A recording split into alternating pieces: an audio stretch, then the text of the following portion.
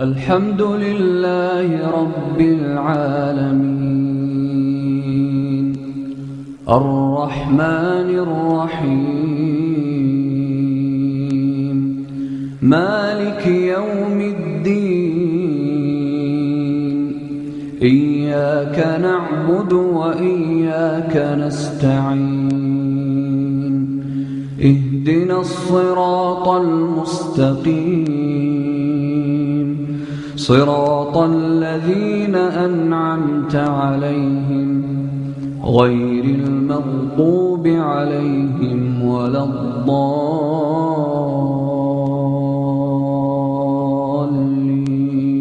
الضالين آمين.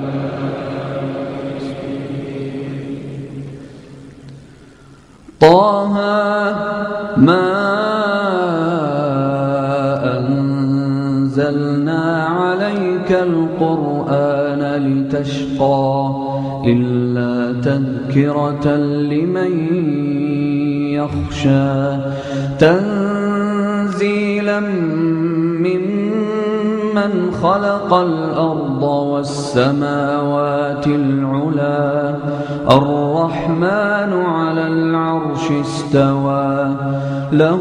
ما في السماوات وما في الأرض وما بينهما وما تحت الثرى وإن تجهر بالقول فإنه يعلم السر وأخفى الله لا إله إلا هو له الأسماء الحسنى وهل أتاك حديث موسى إذ رأى نارا فقال لأهلهم كثوا إني آنست نارا لعلي آتيكم منها بقبس أو أجد على النار هدى فلما أتاها نودي يا موسى إني أنا ربك فاخلع نعليك إنك بالواد المقدس طوى وأنا اخترتك فاستمع لما يوحى إنني أنا الله لا إله إلا أنا فاعبدني وأقم الصلاة لذكري إن الساعة آتية أكاد أخفيها لتجزى كل نفس بما تسعى فلا يصدنك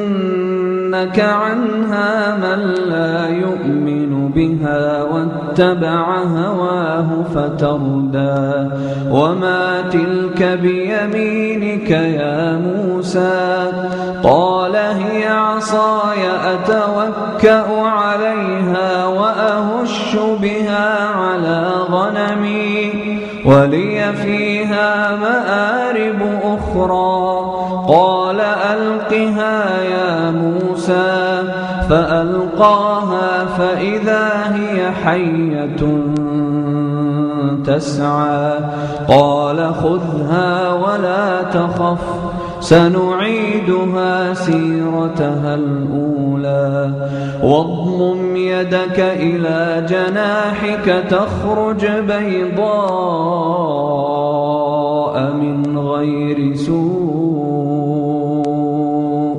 آية أخرى لنريك من آياتنا الكبرى اذهب إلى فرعون إنه طغى قال رب اشرح لي صدري ويسر لي أمري واحلل عقدة من بلساني يفقهوا قولي واجعل لي وزيرا من أهلي هارون أخي أشدد به أزري وأشركه في أمري كي نسبحك كثيرا ونذكرك كثيرا إنك كنت بنا بصيرا قال قد أوتيت سؤلك يا موسى ولقد مننا عليك مرة أخرى إذ أوحينا إلى أمك ما يوحى أن اقذفيه في التابوت فاقذفيه في اليم فليلقه اليم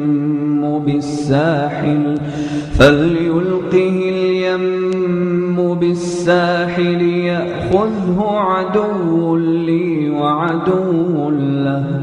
وألقيت عليك محبة مني ولتصنع على عيني إذ تمشي أختك فتقول هل أدلكم على من يكفله فرجعناك إلى أمك كي تقر عينها ولا تحزن وقتلت نفسا فنجيناك من الغم وفتناك فتونا فلبثت سنين في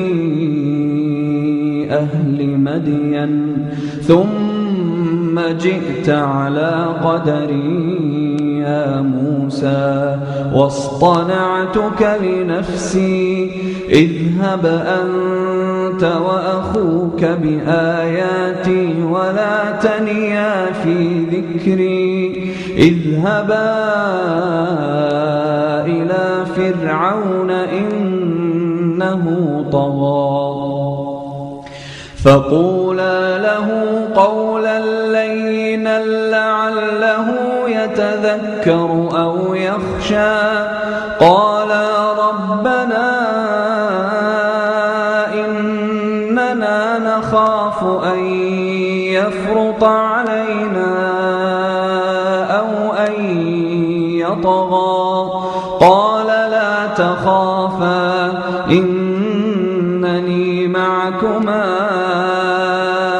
أسمع وأرى فأتياه فقولا إنا رسولا ربك فأرسل معنا بني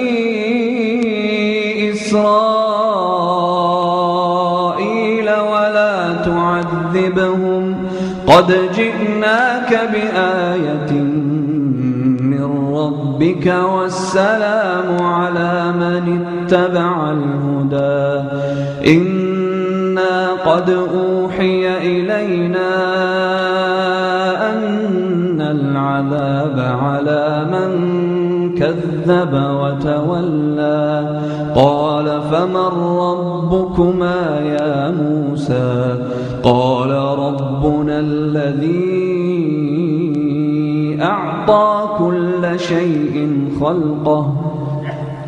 ثم هدى قال فما بال القرون الأولى قال علمها عند ربي في كتاب لا يضل ربي ولا ينسى الذي جعل لكم الأرض مهدا وسلك لكم فيها سبلا وأنزل من السماء ماء فأخرجنا به